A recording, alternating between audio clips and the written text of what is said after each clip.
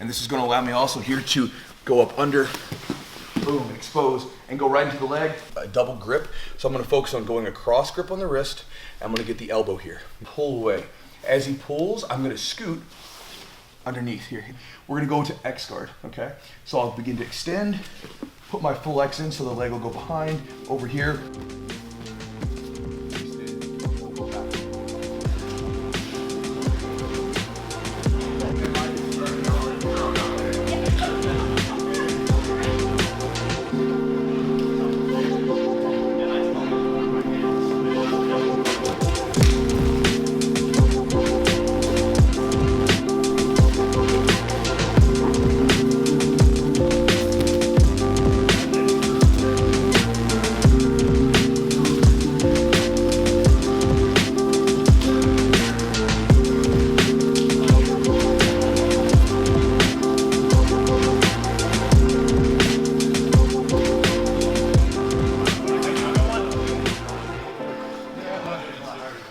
I'm gonna do a little experiment today because a lot of you guys ask about how to combine like should you do like jiu-jitsu and weight training, you know, before or after, and all that kind of stuff.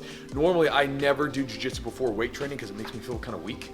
I can get away with doing weight training before, but not after. So today we got done rolling, which you guys saw in the video like earlier, right? Earlier in the video, and now we're doing some weight training. We're doing a little bit of upper body stuff. So I'm gonna see how it goes, but I feel kind of weak already. And then I put on Instagram, I asked you guys for some strength training questions, and so we'll answer a few of those while we're hanging out with you guys today. Christmas money. I'm like, that's exactly what it is. Whew. A little winded today. I got whooped.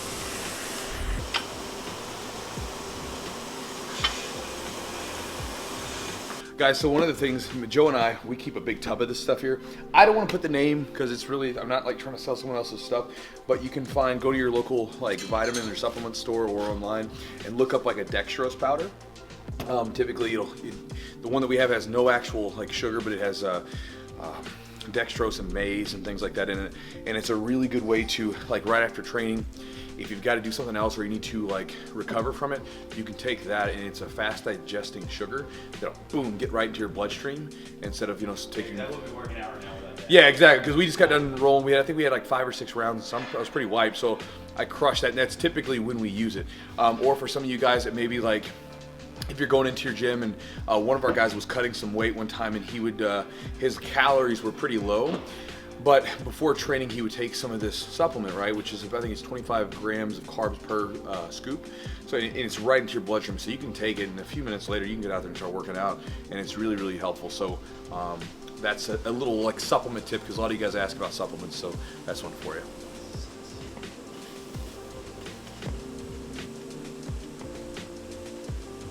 Thoughts on profanity on the mat? Curse words and flipping off the camera. This is the question. So, what's that? Can I go first? Yeah, go ahead. It just depends on like in the manner in which it's done. Sure.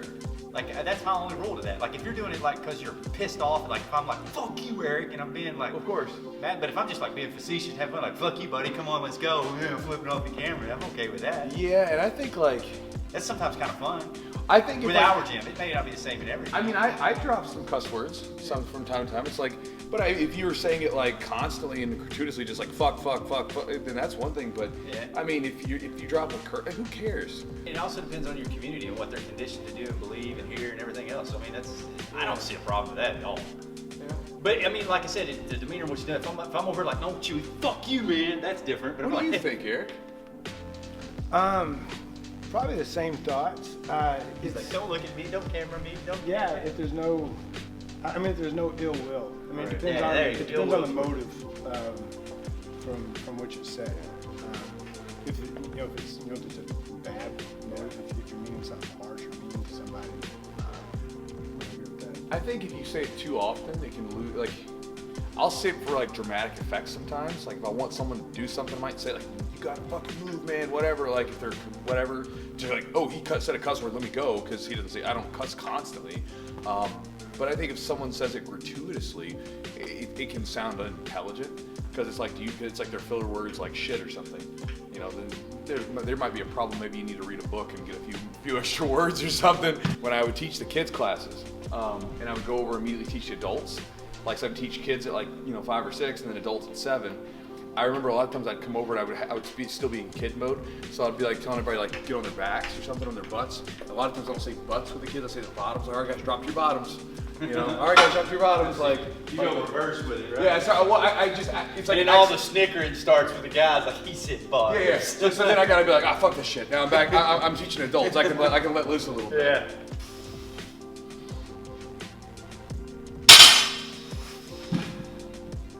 All right, so this is a good question. This one comes from Eobra something I can't pronounce, but he says, do you have a favorite type of cereal? First off, the answer is no, I don't eat fucking bullshit ass cereal because it's sugary and it's not part of this balanced breakfast. But if I was gonna choose a favorite cereal that I was gonna eat as a cheat meal, man, I tried but true. I fucking love Lucky Charms. That was mine. I love Lucky Charms. And fuck off. The Lucky Charms are delicious. All I said is okay, man. And I love. Yeah, no, you just cussed me. We talked about this. We just talked. Will you stop doing this shit? Oh my god, twice. Joe, the fucking camera's going. Don't hurt me, man. It's all right. I'm gonna tell everybody. Going back to the cussing thing we were talking earlier. Oh, and frosted mini wheats were a big one. I really love those. What's yours, Rob? Rare frosted mini. What do you got? Frosted flakes with extra sugar. Extra sugar. But yes. I'm Look gonna be at honest, you, Tony the I Tiger. literally can't remember last time I had a bowl of cereal. I can't. But if I did, when I was in college, I'm telling you, I lived off Fruity and Cocoa Pebbles. Oh man, Especially when the milk changed color, when they you get drink soggy. them. Yeah. Like Fruity Pebbles and Cocoa Pebbles, man, those were the jam. So I remember the last time I had food. So not food this morning. The last time I had cereal, I was watching one of the guys. We follow each other. I think on Instagram, YouTube, whatever. It's called Family Food Dude. So he does this thing with his kids. It's hilarious. I love it. On Saturday mornings, they get up and they eat cereal together, and it's hilarious, dude. I'll show you. It's funny as heck. But he would try these cereals out. I was like, man, I want to try this one. So there was this one. It was like a s'mores cereal that he had, and sure enough, man, it's Friday. I went and bought a box of it, and then had a bowl, and then threw the rest away. I was like, because I can't have it in the house. Oh, no. Because I'll eat it the whole thing. I got a girl in here. I was helping her with her nutrition, so I had her writing everything down. She was eating 6 bowls of cereal a day. The worst part about the cereal is if you look at the actual serving size, it's like half a cup. Yeah, it's small. And it's got 40 so grams of sugar or carbs. But if you were eating cereal as a kid, what did you do? You go in there in the cupboard and you find the biggest salad bowl that your mom had, and you pour in half the box of cereal I with have half never a been gallon of able milk. to eat a bowl of cereal. What's that? Like Jethro on Beverly Hills. Yeah. This is how you set too. That's how you're deadlifting. We're trying to think of it as you're trying to open up your chest. Way of disguising it. I can literally tell if he's mad or not. He can tell me he's not. He could swear on a stack of Bibles, and I could look at him and be like, "You're fucking lying, dude." His lips snarl and everything. Last night I sent Joe a text. I was like, "Hey man, sorry for being a grumpy troll in my back office." Because last night I was trying to do so many things. I had about 2 hours of cramming in, and people want to come back to the office because they know I'm there, and I'm like, so, what do you want? Only time I come in there now is to give money. I had one of he comes in there and Joe's like I was filming a video because Flop's birthday was up, and so his wife told me to whatever, so I'm filming the video. I'm like, "Hey Flop, whatever," and then Joe walks in and he goes, and you see Joe go, "Oh shit!" So he's like, he didn't even say nothing. He takes the money. He's like, "Here's some money," and I just close the door now. He just went like this. I was like, so I've definitely noticed that after doing jiu-jitsu and then trying to lift, my strength is down. I can usually rep out 225 pretty easily, and today it's just things just feel loose. So I'm still gonna say this to you guys. I would recommend if you can train a little lift before and do jiu-jitsu afterwards, I would do that if you have to combine them. But if you're gonna combine your lifting, I would say separate it by several hours. But lifting after sucks, especially if it's a good training session. Well, especially if it's a good session. Well, I mean, granted, if I drilled or something, it'd be fine. I'm just doing some. We got a question here from Izzy Rose 20. It says, do you have any tips or routines for days when you feel crazy, stiff, and sore? Joe, you can take this one first, and I'll go. Crazy, stiff, and sore. What do you do? What are your tips or routines for being crazy, stiff, and sore on a day? Spend extra time just working out the areas that are stiff and sore. It also depends on my training load too. Yeah. I mean, if it's supposed to be a deload day, it's just a full body recovery. Or let's just say you're feeling crazy, stiff, and sore one day. You don't want to be crazy, stiff, and sore. What are you going to do? Just extra mobility and stretching. Okay. So I I like saunas. Dynamic warm-ups. Cold showers, and this is the best time. It's winter time, right? Or it's getting close to winter. So like those cold showers, you put them on, they're cold. Cold shower, I like saunas. Those are nice if you can do those together somehow. And then movement, just do something.